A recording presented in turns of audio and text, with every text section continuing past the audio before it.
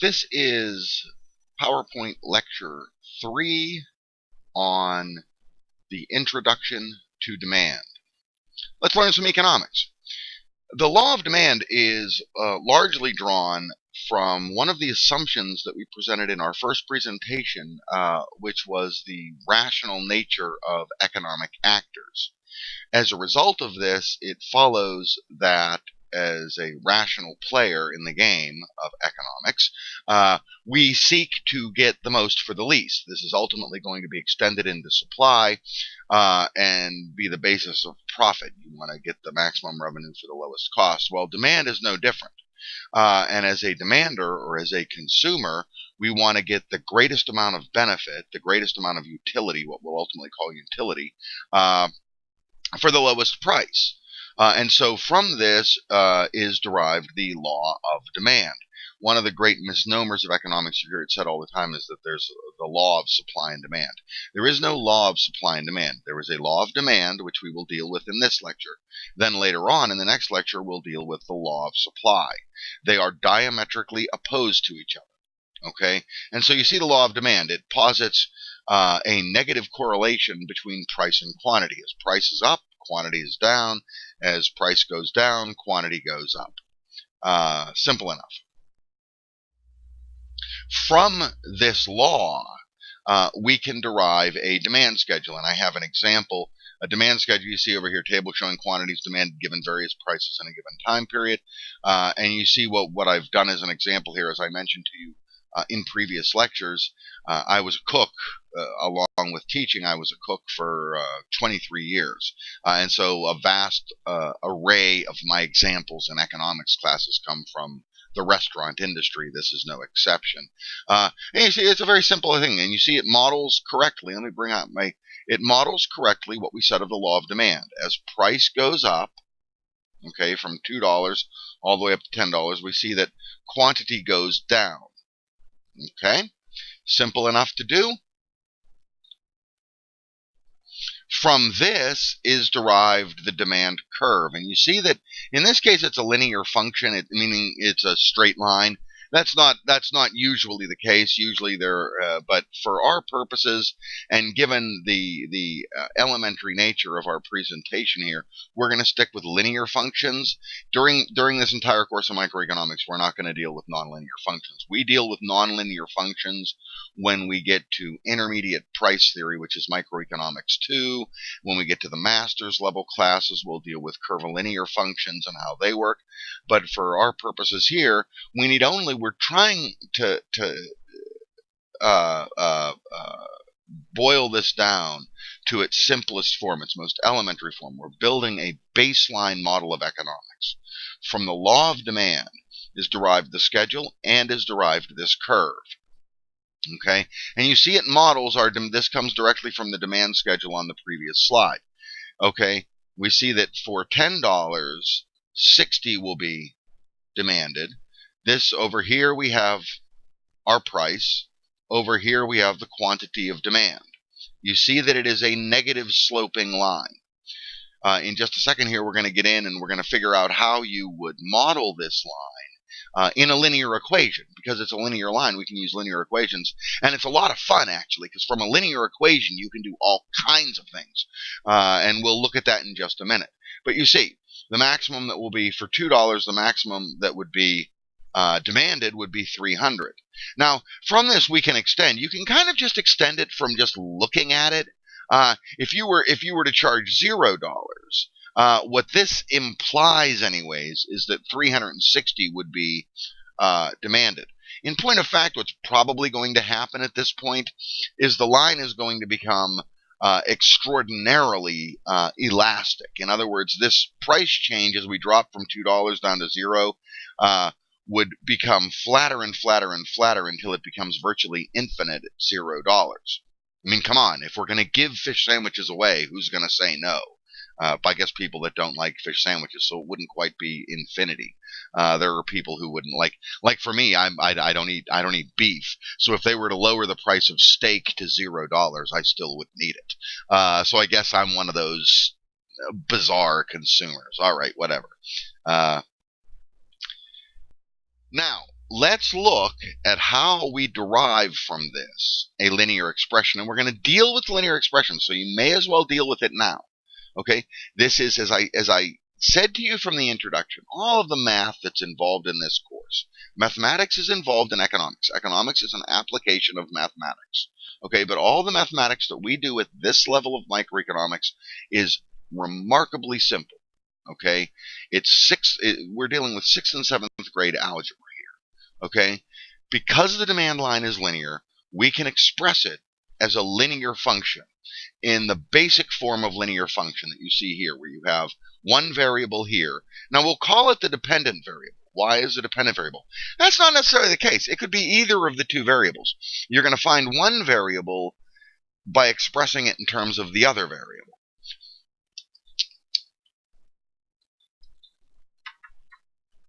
And this is your standard. Probably if you've done anything with algebra at all, you've probably bumped into this form of an equation before. If not, then we may as well, leap this hurdle right now. One variable is A, which is the intercept. Okay, you have two. You have the y and you have the x-axis.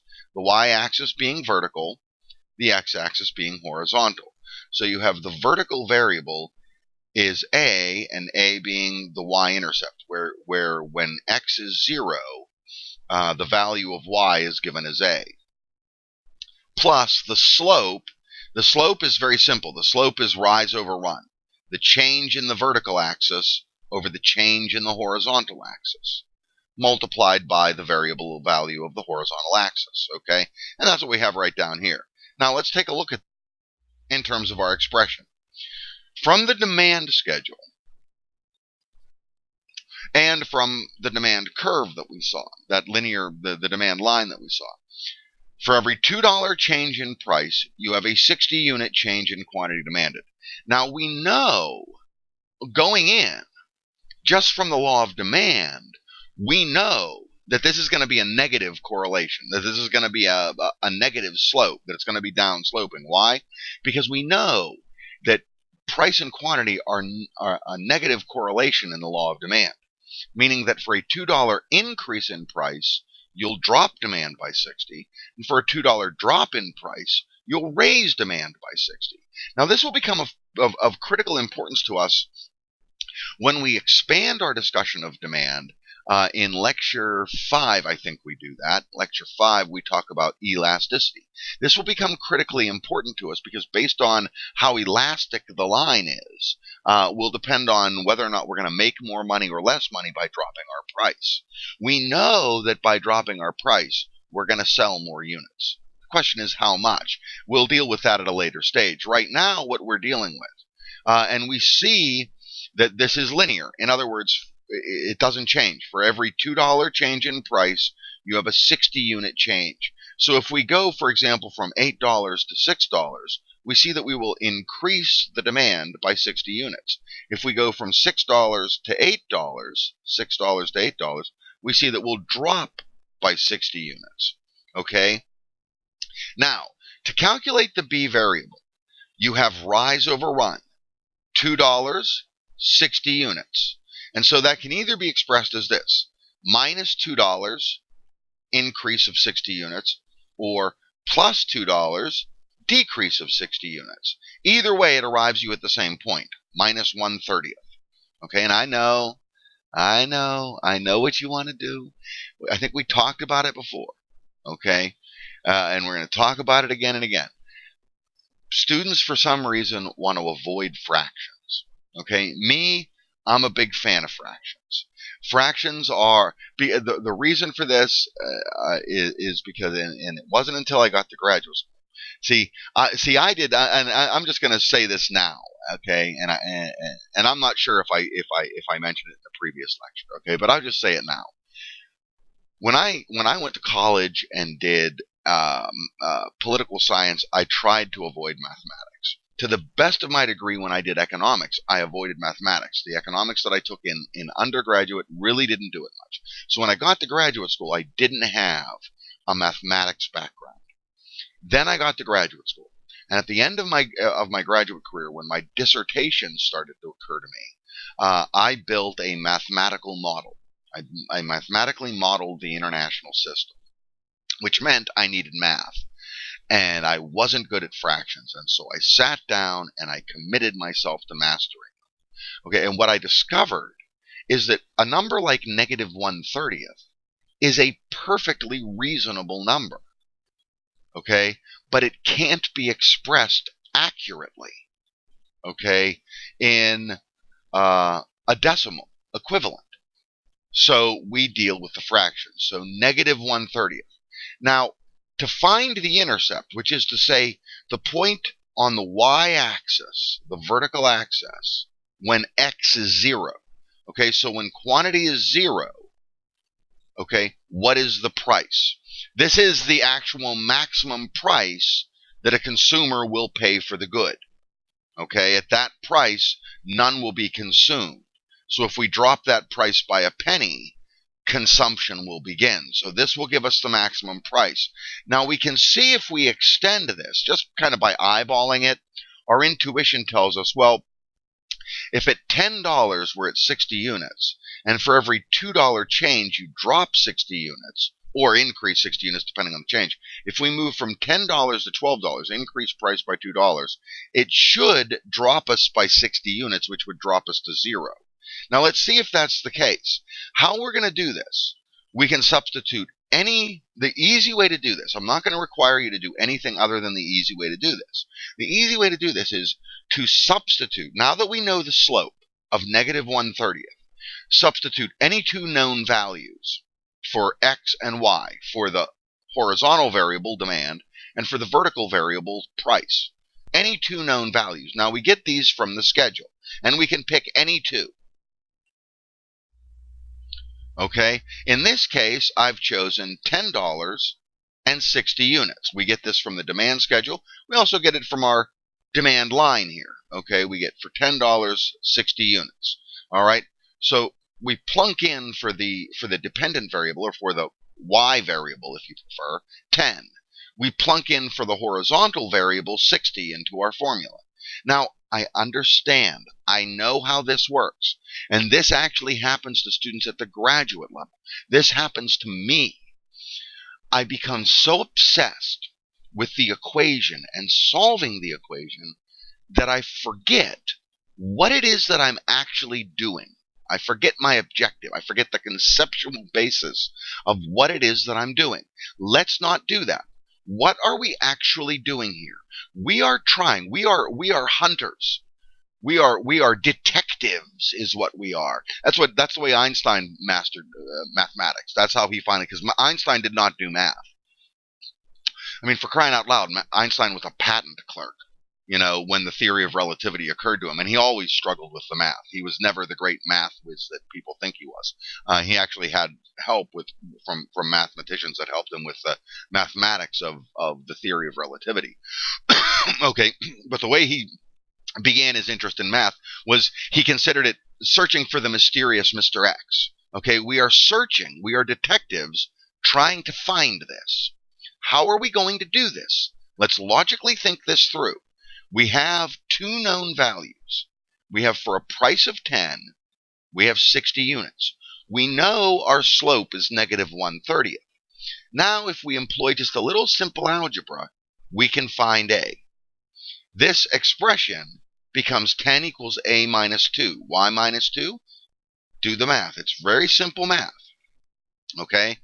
We then do a little bit of algebra. We bring this 2 over to the other side of the expression because we isolate A. The way I see it, the way I do algebra, the reason I like algebra and the reason I do algebra is I see it differently than Einstein. I don't focus on being a detective and solving the case. I focus on it being a military operation. In a military operation, what we want to do is isolate our opponent. Isolate it and destroy it. Okay? We want to isolate the variable. How do we do that? We bring this negative 2 over here. It becomes 12 equals A. That'll be our intercept. That's intuitively what we, just by a quick glance at this, that's what intuitively we came up with. Now, our intuition won't always work. We won't always be able to just intuitively, look at it and see it. So we'll need to be able to do this. This ultimately gives us the linear expression for demand with P as the dependent variable. P equals 12 minus 1/30th Q. Okay? Now, to test this is very simple. You could go back to your demand schedule from a few slides ago, or just look at the supply curve here. We can test this by plunking in any two values for P and Q and testing that the statement is true. Okay? Let's do 6. We'll do an even number. Let's do 2 and 300. Okay, that looks like an even number right there if I've drawn it correctly, which I think I have. Okay, so for a price of 2, we should have a quantity demanded of 300. Does that work out right? That would say 2 equals 12 minus 1/300th times 300. Well, 300 times 1/30th is 10. So 2 equals 12 minus 10. Okay, the statement works out to be true. We could do that for any number to test our work here and make sure that the linear expression is correct if we don't trust ourselves. From this, now I want you to be able to work with both of these. And this is logic. The reason that I like math, and the reason particularly that I like algebra, is I like the logic behind it. People get confused when it comes to mathematics, and it's one of the reasons they don't like it. Okay? They think mathematics is numbers. No, mathematics is not numbers. Mathematics uses numbers most of the time, but mathematics is a process of thought. It is a logical argument. I'll give you an example. A lot of people do statistics. Statistics doesn't involve mathematics. It sure looks like it does, but most statistics doesn't involve mathematics. Mathematics is a logical argument that is made. Okay? We can exchange P and Q as the dependent variable here. Okay? This was the expression we just looked at. P equals 12 minus 1/30th Q. The inverse of this expression is going to be gathered this way. Okay, here we have isolated P to figure out what it is. That's what we do with a dependent variable. 12 minus 1/30th Q. Well, let's reverse that. Let's instead isolate Q. Bring it over to this side of the expression, and what do we have? 1/30th Q equals 12 minus P. We bring Q over here, which always changes the sign of the expression. We bring P over here, which will change the sign. And this expression and this expression are the same expression. They're the same thing. 1/30th Q equals 12 minus P. This makes it easy. Okay, now we multiply through by 30, and so for the inverse, we get Q equals 360, 12 times 30, minus 30P, P times 30. Okay, and you can check this by substituting any known values for Q and P and checking if the statement is true. In this case, I've chosen a quantity of 120, which should be a price of 8. Does this statement ring true? 120 equals 360 minus 30 times 8. Yes, that rings true. Here we use a known point on the demand line where Q equals 120, P equals 8, which we get from our original demand schedule as well as the line. And this we can see that it's correct. Now, given this, now that you're armed with this, if I give you a linear expression of demand, okay, whether it be the demand function with P on the left, searching for the value of P, or searching for the value of Q, either way, either of these two expressions, if I give that to you, you should be able to do two things. One, nurse out its inverse expression, and two, you should be able then to tell me for any given price what the quantity demanded will be. Or let's target demand. Let's say we want to sell 300 units, 400 units, 500 units, 50,000 units. From that, we can find out what price we have to charge. Okay? You should be able to do that at this point. Now, let's go through a sample problem, shall we, and see if we can do that. Using the same demand schedule and the same demand line, our example of the fish sandwiches, using what we just determined, what quantity would be demanded if we charged $7.50? And then let's look at this problem here as well. Suppose a fish sandwich is 8 ounces of fish. All right? This is a little more practical as a restaurateur. Suppose a fish sandwich is 8 ounces of fish. We have an excess of 40 pounds of fish. Maybe our purveyor was running a special, dropping the price of codfish by a buck a pound or something like that. So we decided to buy 40 pounds more. This is actually how most specials are determined. Okay, what happens in the restaurant industry, I had to do this in some of the kitchens that I worked in. We'd go down to Woolies down there in the Strip District, or we'd go down the Strip District and we'd go to a purveyor, okay, and we'd look for what's on special, okay, and normally most purveyors in the restaurant industry will give an industry discount. Like if you're a regular there and they know you're a restaurateur, they'll drop 10, 15, sometimes even 20% off the price that they'll charge their retail customers. And most of the time you can buy it wholesale as well for cheaper. So we go to our purveyor of fish. They're running a special, so I decided to buy 40 more pounds. Okay, especially maybe it's during Lent. During Lent, oh my goodness. Oh, the restaurants I worked at before Lent, the first time I ever did this, I made a big mistake when I was first cooking, and had to order some food for the restaurant. When Lent hit, I didn't massively increase the amount of fish that I bought, and we ran out the first Friday night. Okay, because on Fridays you're not allowed to eat meat during Lent. That's what a lot of people do, and so fish goes like through the roof. I mean, we used to on a given Friday night, we would generally bread up in advance, prep maybe 7 to 10 pounds of fish for fish sandwiches, things like that. During Lent, that would triple. Okay, so at any rate, we're stuck with 40 pounds of extra fish. All right, now let's go through these problems and see how we're going to solve them using our linear expression. Okay, because they're very different problems, and we want to look at them both because they're a lot of fun. Okay, let's look at the first one. The price is $7.50. Okay, well, we just simply have to plunk this into our expression. The expression that we came up with was P equals 12 minus 1/30th Q. Well, we now know P.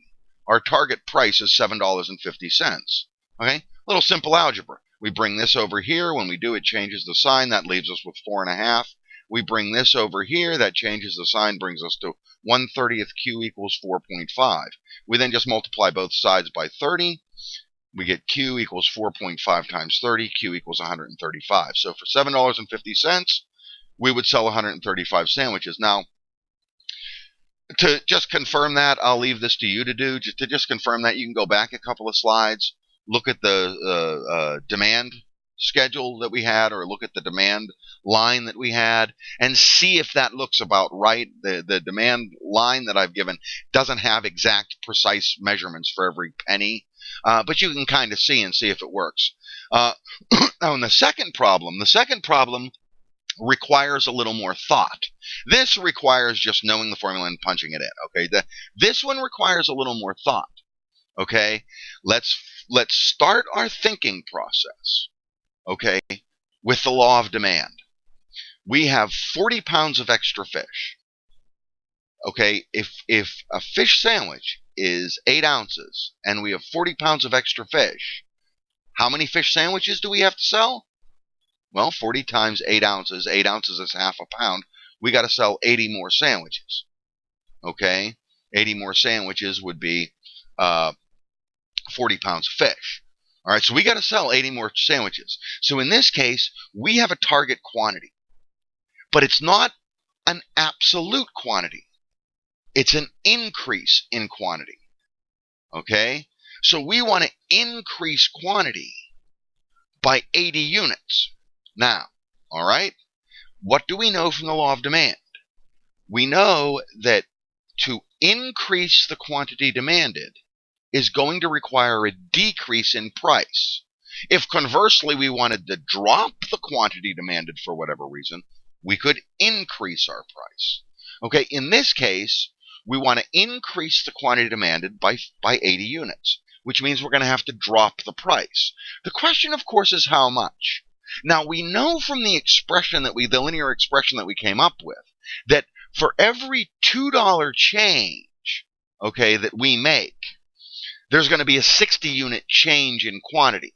So in this case, we want to increase the quantity demanded. So if we drop the price by $2, it's going to increase quantity demanded by 60 units. Okay? if we dropped it, we could actually think this through real quickly. Okay, if we drop it by another $1, how much is that going to increase demand? Well, if for every $2 it increases demand by 60 units, or for every $2 change in price it changes the quantity demanded by 60 units, doesn't it then follow logically that for every $1 change in price it would change the quantity demanded by 30 units? So if we knock another buck off the price, it's going to increase it by 30 units. Okay? Well, that'll be an overall increase. If we drop it by $3, that'll be an increase of 90. I don't want to do that. I want to do 80. So it's going to be somewhere in that range between $2 and $3. Okay? All right. And you see what it says down here. You can read through this. For every $2 change in price, quantity demanded will change by 60 units. It's consistent with what we found for slope of demand line, etc., etc., etc. Continuing with sample problem number 2. We need an 80 unit change in quantity. How much do we need to change the price? Now, note what we've done here, okay? And I don't want you to just try to memorize this formula, because you're not going to be able to do it. It's going to change. It's going to change with every given problem. You have to be able to think your way through this. This is what I'm trying to get you to do.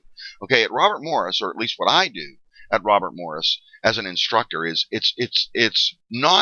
there is relevance to the material we present in class, but really what I'm trying to work with is I'm trying to train your mind to a certain way of thinking, to how to think. Think logically. What are we interested in here? We are interested in adjusting the quantity demanded, changing it. And so what we want to find is not the absolute price. We want to find the change in price. We're dealing now with changes. This is ultimately why economics employs differential calculus at its highest levels. We won't do that here, okay? We need to know what price, what change in price there has to be for this change in quantity. You see, we're now dealing with changes. This is the change in quantity that we're targeting. This is the change in price that we're going to need to get there. We have the slope that is a known. Okay?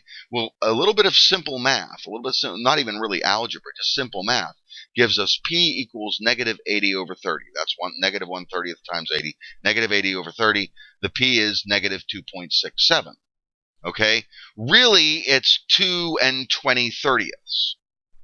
But this is what we've got to do. You know, we've got to think this through. What are we trying to find? We are trying to find a price. Prices are ordinarily expressed in hundredths, meaning pennies. Okay? So 2 2/3 dollars becomes $2.67. All right? Hence, to increase the demand by 80 sandwiches, we need to cut the price of our fish sandwich by $2.67, so we run a special. Okay? We drop the price of our fish by $2.67 off its ordinary price, and before you know it, 80 more fish sandwiches fly out of the fryer. Okay. Now note this, and I mentioned it before, so just pay attention. Since we're only concerned in this problem with the change in quantity demanded in price, we don't need to concern ourselves with the intercept. Okay. The intercept is for if we want to know an absolute number. Okay. What's the price going to be if demand is this? We're not interested in that. We're interested in what does the price have to change to get a change in demand. So pay very close attention to whether or not I'm asking you for absolute terms or changes in a variable.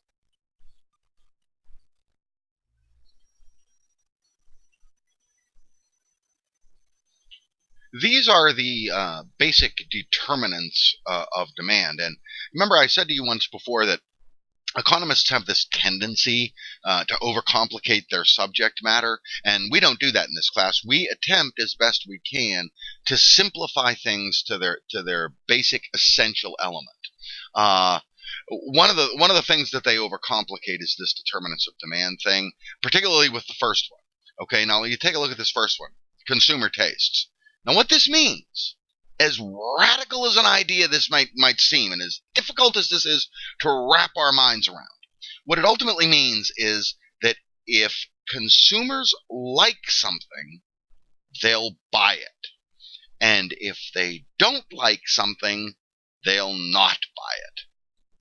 an outstandingly revolutionary idea. I can barely stand it, the groundbreaking research that must have gone into this conclusion. Okay, this is an obvious point. The question, of course, is what determines consumer tastes? There's no accounting for taste. That's the one point that I want to make at this point, is that we try as best we can in economics to make things objective, quantifiable. There's a certain amount of comfort that comes with quantification. That's why I like supply better than demand, because of this consumer taste thing. We're going to see this again when we discuss utility, that the one consumer liking a product does not necessarily translate into another consumer liking a product. Okay, that's why consumer taste, becomes a difficult quantitative term. It becomes more qualitative, which makes it a little bit more difficult to work with when we start trying to adjust the variables of demand to come up with predictions of what's going to happen to demand. There are certain things that happen with taste. I'll give you an example of consumer taste. Okay, some years back, the Firestone Tire Company designed a tire that had a nasty habit of blowing out at high speeds. Firestone did absolutely nothing about this. Okay, and as a result, they caused accidents and people lost their lives. And because Firestone did nothing about it, consumers became convinced that the Firestone Tire Company just didn't care about them. Okay, and so consumer taste for Firestone tires just collapsed. And as a result, the Firestone Tire Corporation went bankrupt. They had to sell out the Bridgestone tire. Okay, what you'll see a lot of times with such a situation is you'll see a voluntary recall. Classic example, what was that? Maybe 3-4 years ago, there was this nasty habit of the Toyota Corolla. There was a design flaw that would cause the accelerator pedal to stick. Okay, and as a result, it caused several accidents. Well, the Toyota company came out, okay, and admitted and owned up to a design flaw in the accelerator system of the car and recalled that particular model of the car. Okay, and so they took a little bit of a hit, but they recovered very nicely and continue to be actually the largest automobile corporation in the world. It's better to do that. Okay, well, that's consumer taste. We also have income, and we're going to go through these independently, except for taste. Taste is just so obvious, I'm not going to go through it independently. If people like something, they're going to buy it. Okay, if people like something more, it's going to increase the demand for it. Okay, but we'll go through income, consumer expectations, the relative price of goods, and number of consumers in the market in detail. Okay.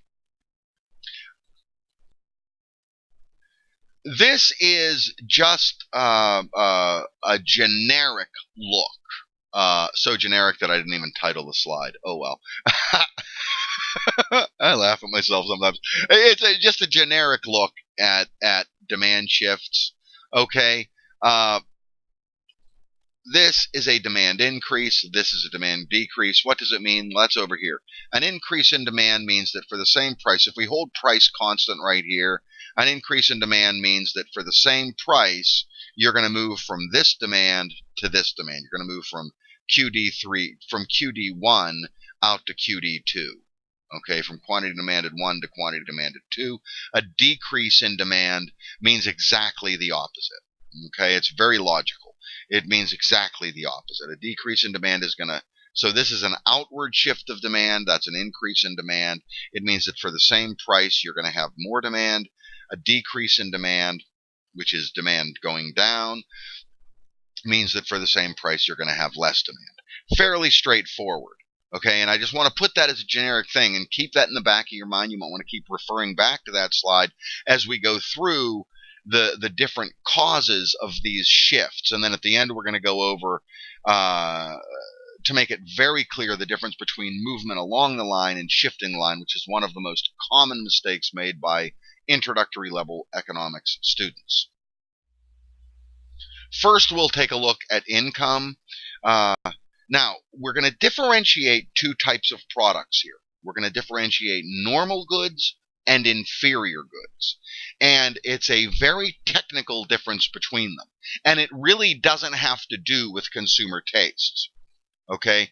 It has to do with the effect of changes in income on the demand for a product. With a normal good, this is what I refer to as the drunken sailor on leave phenomenon. Okay? With a normal good, there is a positive correlation between changes in income and changes in demand. What does that mean? That means that as my income goes up, as a consumer's income goes up, they're going to demand more of the product. This is a normal good. Okay? This is why it's like a drunken sailor on leave. I know myself, I don't know about you, but I know myself. When I have more money in my pocket, I have a tendency to demand more. All right? So too, it works in reverse. If my income drops, my demand for the product will drop. This is in contradistinction to an inferior good. By definition, an inferior good is any good that when income goes up, it's a negative correlation. When income goes up, demand for the product will go down. We can think of some examples. My favorite example is that nasty stuff. You find it. They actually store it for bizarre reasons. I think in the dairy section of the grocery store, this shed spread country crock type stuff. Okay, let me assure you that there is no dairy product in there. Okay, it has no relation to a dairy product whatsoever. A dairy product, by definition, at some point in time was inside a cow. This stuff was never inside a cow. It's oil, okay, that's made to look like a dairy product. In Canada, for example, they protect their dairy industry, and the dairy products producers in Canada successfully lobbied the Canadian Parliament to pass a law, and the law says that non-dairy substitutes for dairy products, such as country crock, okay, such as butter substitutes, can't look like butter. They can't be yellow in color, okay, to differentiate them from real dairy products in people's minds. Okay, so like when my income was low, I would buy that shed spread stuff, that country crock. But as my income went up, I shifted away from buying that and bought butter instead, real butter, okay, which is 1,000 times better. This is true. We see this a lot with the difference between inferior and normal products. Okay, an inferior product is a product that's kind of cheap, so that as my income's low, I buy more of it. Okay. Let's now deal with substitute products. Simple enough to understand the idea of a substitute product. However, with substitute products, as quantifiable and objective as it looks, there is a certain amount of qualitative subjectivity to it. Okay, meaning it varies from person to person. A substitute product, you see there, the definition of it. It's very simple. Two products that serve essentially the same function are substitute products. Okay, example, Pepsi and Cola, Ford and Chevrolet. All right, those are substitute products. They function effectively the same. They serve effectively the same function. They provide essentially the same utility. The problem is, and this is why it becomes qualitative, and we'll deal with this particularly when we get to some of the imperfect markets, most notably monopolistic competition. Myself, I'm a Pepsi man. Okay? I think that Coca-Cola, the taste of Coca-Cola, is resemblant of the byproduct of a panther's bladder. Go ahead, think that through for a minute. You'll see what I'm saying. Yeah, right. Okay, but at any rate, I wouldn't drink it if you paid me to drink it. I wouldn't drink it. Okay. Same people are like that with Chevrolet and Ford. There are Ford people and there are Chevrolet people, and none the twain shall meet. You've probably seen these, the little stickers on the back of the car there with Calvin from Calvin and Hobbes, right? Peeing on the Chevrolet symbol or something like that. The guy's driving a Ford, vice versa. It works, right? Okay. So to some people, it has to do with tastes as well. That some people just don't see that as being a substitute product. Okay. Now, let's think about how these substitute products work mechanically in economics. If the price of one product, say Coke, goes up, we know from the law of demand that demand for it will go down. There's that negative correlation. Okay, so if the price of Coke goes up, demand for Coke will go down. What that means consequentially to its substitute products is that demand for its substitute products will rise. Okay? Ceterum paribus on price, leaving the price of the other product the same. Okay? Now, and so too, if the price of one product, say Chevy's, dropped the price of their baseline model, all right, we know that demand for that product is going to go up, and that means demand for the substitute product is going to go down.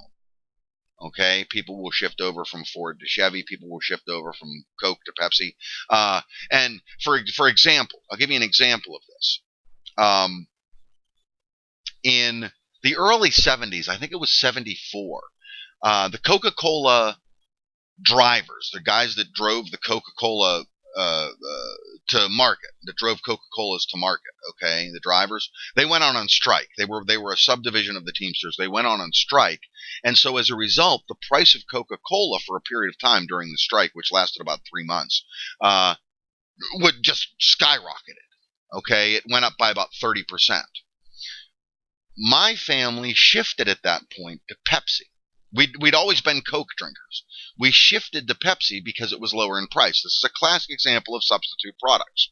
The price of Coke skyrocketed as a result of the strike, so demand for Coke dropped, demand for Pepsi went up, and we never shifted back. In point of fact, Pepsi-Cola was invented from Coca-Cola. The guy that created the Pepsi-Cola Corporation used to work for Coca-Cola, and he proposed a change in the formula of Coca-Cola that increased the amount of sugar by 5%, and the Coca-Cola guys laughed him out of the place, said, we're never going to change our ingredients or our formula, blah, blah, blah, blah, blah, go pound salt. So he left the Coca-Cola Corporation and formed Pepsi-Cola. Okay. We also have, now these are related goods. That's substitute products. The other type of related good is a complement. Now, economics textbooks don't really get into this that much. They don't differentiate between different types of complements. They treat them as though they're all the same. But when we look at it, this is why being a theoretician is wonderful. You really have to just sit around and think of this stuff. You just sit there and think. That's what we used to do in college. My friends and I, this was in political science and economics both, my friends and I would sit around late into the evening, into the early morning hours, right, having a few cocktails and discussing this kind of thing and really getting into the details. Okay? When we think about complementary products, they're products that go together. We see that there are two different types. And you see them, I refer to them as integral and enhancers. Integral complements are two products that do not function without one another. An example there you see, computers and microchips. Without microchips, computers can't function. Without a computer, a microchip is incomprehensible. It does nothing. Okay? I suppose you could use it. Oh, you know what you could do with the microchip? You could get yourself a rubber band and put it between your two fingers and then stretch it backwards like a slingshot. Put the microchip in the slingshot and shoot it at your friends. Ooh, that would be... Now, people, don't do this. I am not encouraging you or endorsing in any way you to use a rubber band as a slingshot to fire microchips at one another. First of all, it would be very expensive. It would be better to use pieces of paper because they're cheaper. Now I'm getting way off track. Okay, hold on. Let me rein this back in. Computers and microchips.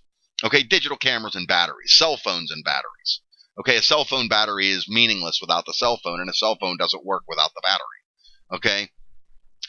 So we get an idea of integral components. An automobile and a distributor. Okay, I don't know that much about automobile mechanics, but I can only imagine that without a distributor, the automobile isn't going to work. So, all right, an automobile and gasoline. Without the gasoline, the automobile doesn't work. Okay, now that's different than an enhancer. And the reason, now I'm going to tell you this is what I think. Okay, the reason that economics textbooks don't differentiate this between the two is integral complements are easy to quantify. We can see the relationship. We can understand it. But with enhancers, it's a little more difficult because you're bringing into the fold consumer tastes to some degree. All right? An enhancer two products are enhancers, if the products can be enjoyed on their own, they provide benefit in and of themselves. Okay? They work independently of one another. But somehow when you put them together, it increases the benefit gained from the consumption of either of them. And you see some examples. Movies and popcorn. I can't watch a movie without popcorn. Okay? And I know what this means. What I try to do is I try to make my own in advance before I go out to the movies, because they charge you $7.50 for a product that costs them effectively 15 cents to make. Okay, it's pure profit for them, but nonetheless, I can't do it. I can't watch a movie at a movie theater without it. If my wife and I go out to eat before going to the movies, it doesn't matter where we went or how much I ate. When I go into the movie theater, I'm like a Pavlovian dog. I automatically go up to the concession stand and order a big old bowl of popcorn. Right? I can't help myself. And then I do something even nastier. I go over and pour that butter on it. And again, that movie, that like shed spread, like Country Crock, that movie theater butter has no relation whatsoever to a dairy product. It's oil. It's yellow colored oil. But it makes the popcorn so good at the movie. Yeah, I do a funny thing, just kind of as an aside. I do a funny thing in movies. I turned my nephew onto this when he was 6. You know, because most people, what do you see? Most people, when they go to the movies and they order their popcorn, what do you see? What do you watch them do? They sit there with their big old bowl of popcorn, and by the time the feature film starts, they're 3/4 of the way done with it, because they sit there and eat it during the previews. I don't. When I get my popcorn, I sit in my seat, I place my popcorn beside me, okay, on the floor, watch the previews. I allow myself during the previews 1 handful of popcorn. 1 and only 1. Never 2. Okay? And then when the feature film starts, I have a full bowl of popcorn and can enjoy it through the movie. Yeah, I know. It takes a lot of discipline. Okay? Oh, you have pie and ice cream, chocolate sauce and ice cream. Okay? Chicken wings and ranch dressing, and then I say blue cheese. I had a friend, one of the girls I worked with in the restaurant. It was a bar restaurant. We made chicken wings a lot.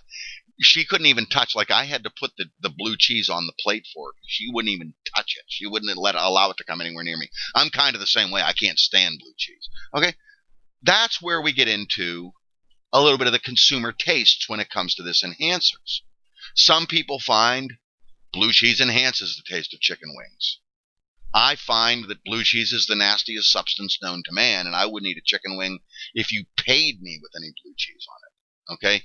That's where we start to get into a gray area with enhancers. What I think enhances things, other people, they don't think so. Okay?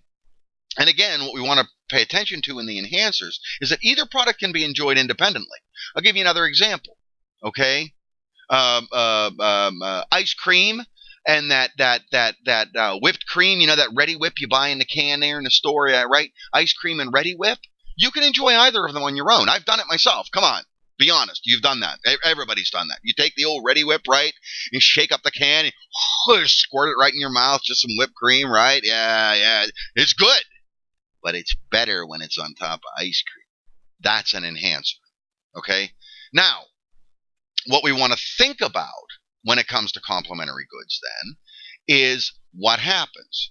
It's exactly the reverse relationship of a substitute product. Okay? It's exactly the reverse relationship. They are opposites of one another. Meaning that what we said about substitutes, what did we say about a substitute? When the price of one good goes up, the demand for that good goes down, and the demand for its substitute will go up. And vice versa. If the price of the good goes down, the demand for it will go up, and the demand for its substitute will go down. Well, the opposite is true of complements. Okay, if the price of a good goes up, therefore the demand for that good goes down, the demand for its complement will go down as well. Okay? And so what you have is you have a positive correlation between complements, between complementary products. You have a negative correlation between substitute products. You have a positive correlation between complementary products. Okay? And we'll explain this in greater detail, especially when we get to elasticity. And Now, in differentiating between the two, integral complements and enhancing complements, it's a much stronger correlation with integral complements. With enhancers, it's a weaker correlation. What do I mean by that?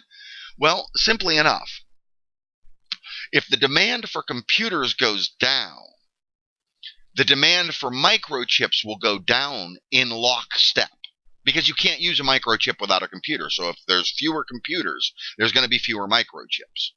Whereas with enhancers, that's not necessarily true.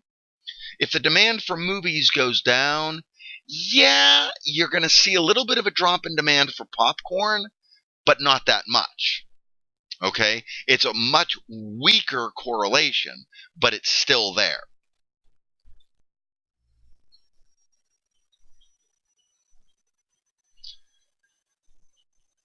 A more technical discussion of the relationship of complementary products.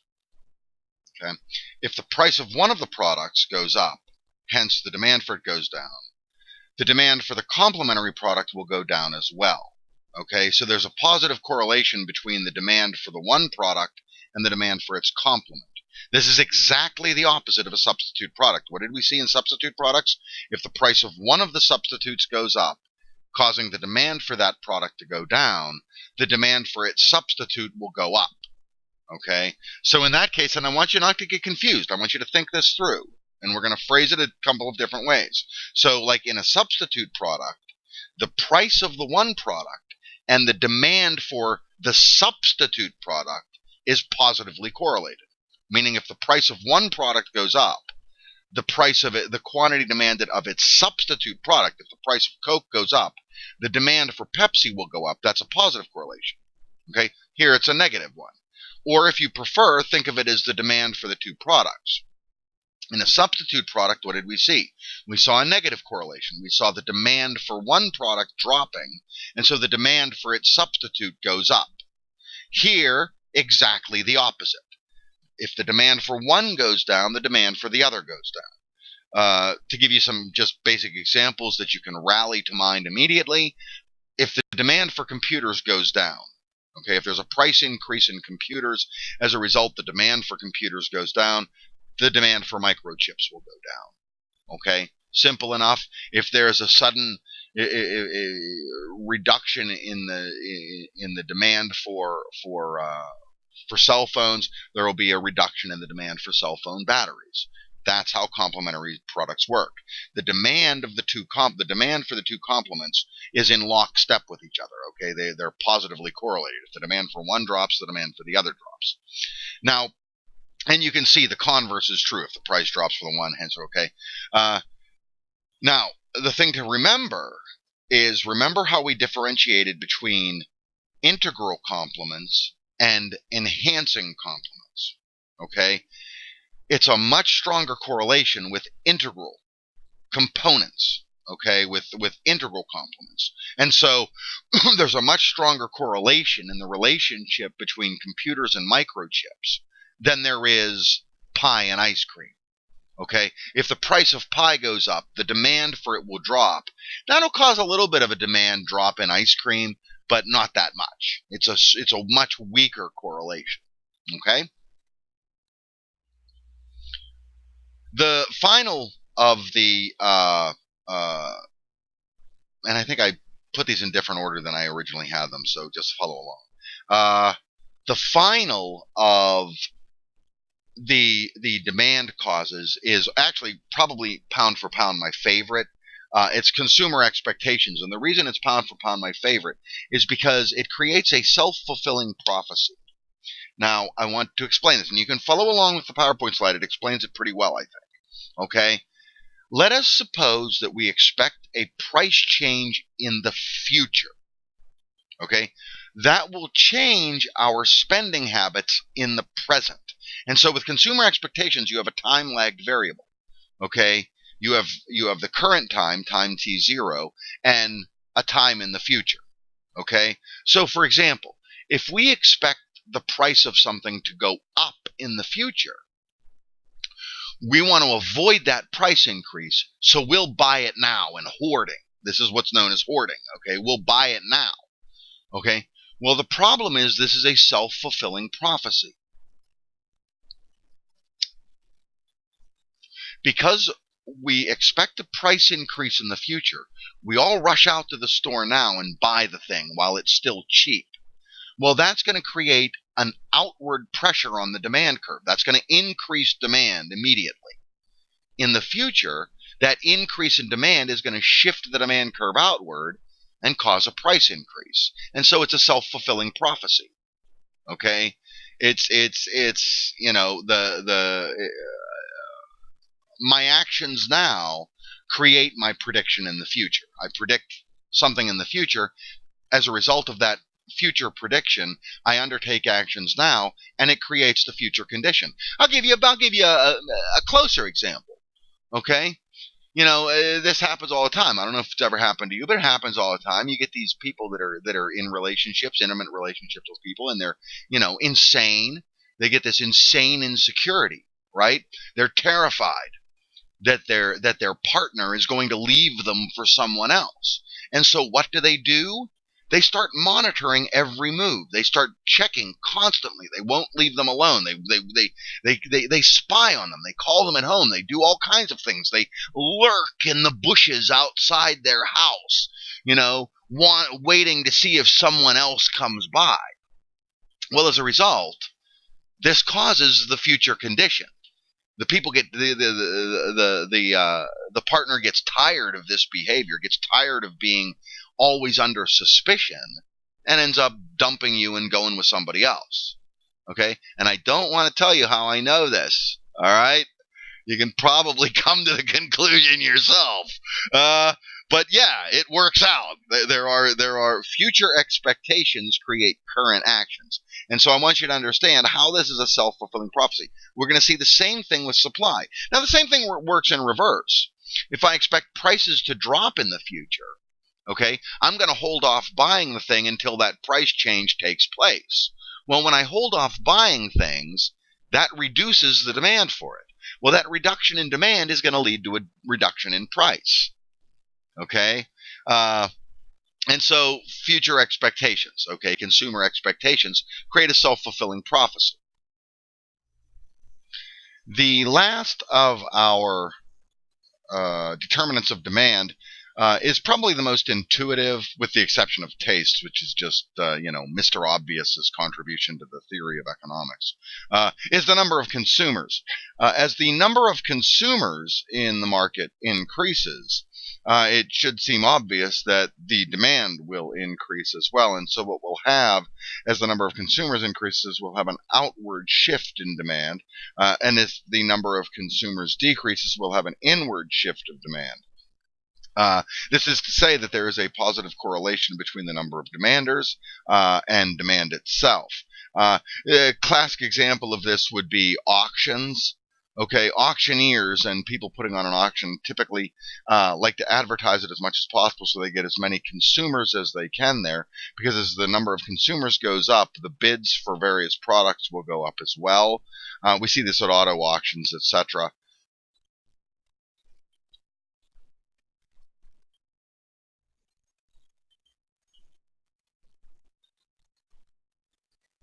Finally, we want to be very clear on the distinction between movements in demand and shifts in demand. When we deal with an individual demand line or demand curve, like this one, QD1, okay, we are relating two variables together, price and quantity. Any change in either of those two variables is going to cause movement along this line. So if we have a price change, a price increase, quantity will drop. If we have a price decrease, quantity demanded will increase. Okay? If the quantity of demand decreases, there will be a price increase. Okay? If the quantity of demand increases, there will be a... When we deal with price and quantity, we're dealing with movements along the line. All of the things we just talked about, consumer tastes, income changes, consumer expectations, related products, that all has to do with shifting the line itself. That's where we move from QD1 to QD2, or from QD1 to QD3.